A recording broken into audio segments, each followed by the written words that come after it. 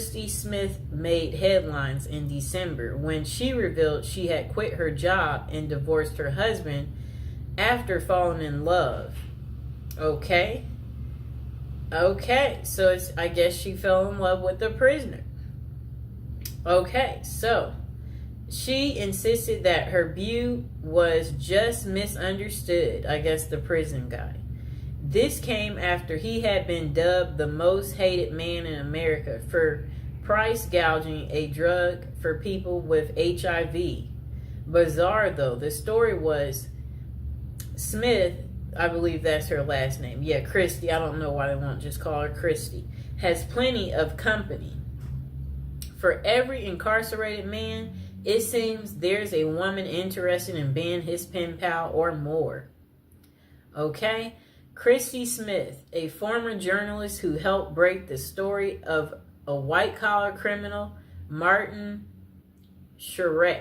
Wright became romantically involved with him while he served a federal prison sentence for fraud. Okay, I'm about to show her. She looks fairly normal, too.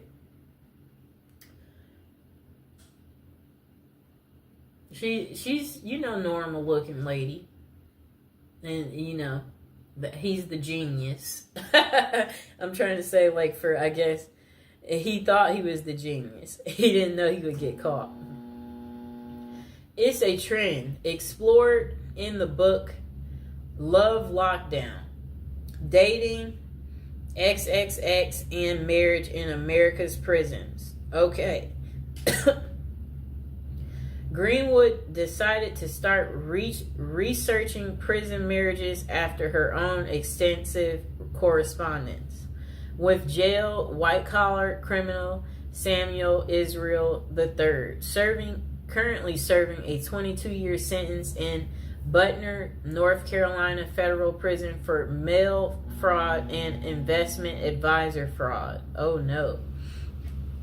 Some of this, it does make you wonder, how do these people get into committing these crimes? Or how does it start?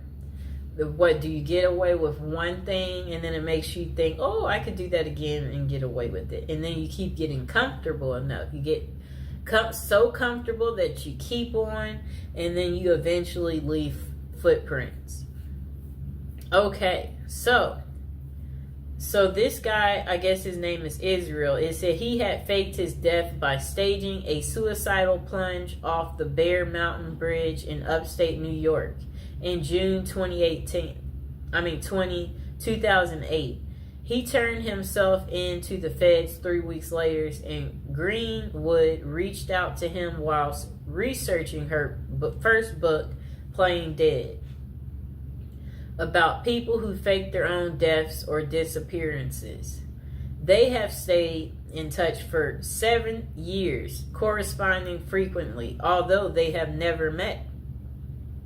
Quite interesting, right, people? I think we know people like this, where you're online friends, and for whatever reason, y'all stay in touch. I don't know what that's about, why people want to do that. Because it's I don't want to do it, so I don't know why people want to do it. Okay. Throughout the half dozen years I've known Sam, he has gone from my subject to my stalker to my friend, she writes, nodding that the correspondence helped her understand the laser-like attention an inmate with little to do can lavish on a lady. For her latest book, Greenwood followed the lives of 5 couples who met while one of them was incarcerated. Okay. I don't know what that means. I'm just trying to say, whatever they wrote was very confusing what came next. So, to prison wives who have long histories with their men, MWI. Okay? Women are seen as pathetic losers, or worse yet, prison groupies. Let's just label them a prison groupie. But what she found were relationships that were at times romantic, messy, complicated, and sometimes heartbreaking. In other words, not too unlike those in the real world. One couple includes Joe, an ex-Army medic who had worked as a prison guard at a Kansas City jail, and Benny Reed, who was serving a 10-year sentence in the maximum security Oregon State Penitentiary for the attempted murder of his then girlfriend. It shows Joe and Benny Reed, who met on a prison pen pal site, on their wedding day, and they are kissing. I'm going to show the picture. That's her prison boo. You see that? How romantic. The pair met on a prison pen pal site. Joe knew the stigma of associating with a felon, but it didn't deter her. In recovery herself from an addiction to pain pills, Joe credited Benny with making me the best possible version of myself. I think these women tend to be very nurturing. They have a sense of wanting to be cared for, wanting to be caring for someone else, and men in prison, for obvious reasons, are quite needy. The pair even got married at the prison. He saved up from his $1.81 an hour prison call center job to buy her a ring off Etsy. How sweet.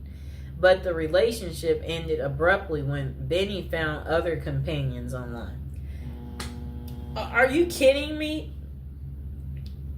He still left her while in prison. That's crazy. It says, yeah, that's crazy. Oh my gosh. Wow.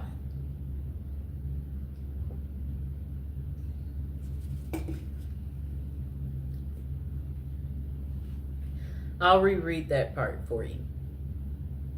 The pair had even got engaged at the prison. He saved up from his $1.81 an hour prison call center job to buy her a ring off Etsy. But the relationship, it ended abruptly when Benny found other companions online. Wow. Even in prison, they cheat and they're greedy.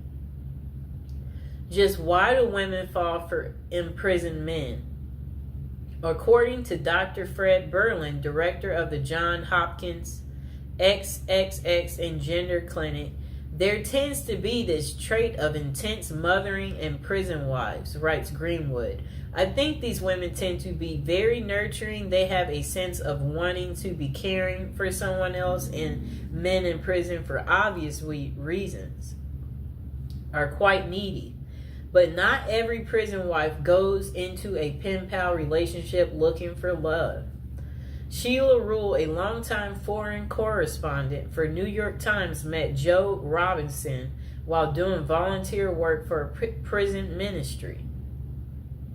She was corresponding with more than a dozen inmates when a compelling letter came from Robinson, an East New York native serving 25 years for murder.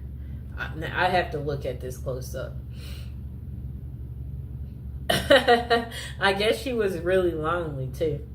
Okay, I'm looking at them. Oh, how are they in bed together? They must. She must like spent that one weekend day with him. This is funny. He has on regular clothes. Let me show the picture. Yep, she met him during her volunteer.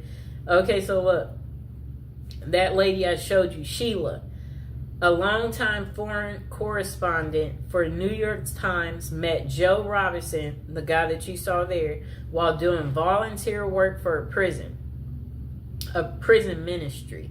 She was corresponding with more than a dozen inmates when a compelling letter came from Robinson, an East New York native serving 25 years for murder. As a pen pal, he was looking for a young lady, and Rule, who had been married twice, was in her 50s, 20 years his senior. She let him down and flat out told him that she couldn't be his companion but could be his friend. For a year, The two exchanged letters that were deeply vulnerable but very flirtatious. In 2003, he convinced her to visit him in person, where the relationship switched from friendship to romance. And they wed in 2005. That's 2 years later, after he convinced her to visit him. They've now been married 15 years, 12 of which Robinson was in prison. She says the marriage is happy and familiar, like an old shoe. That's so funny. Like, it's like a shoe.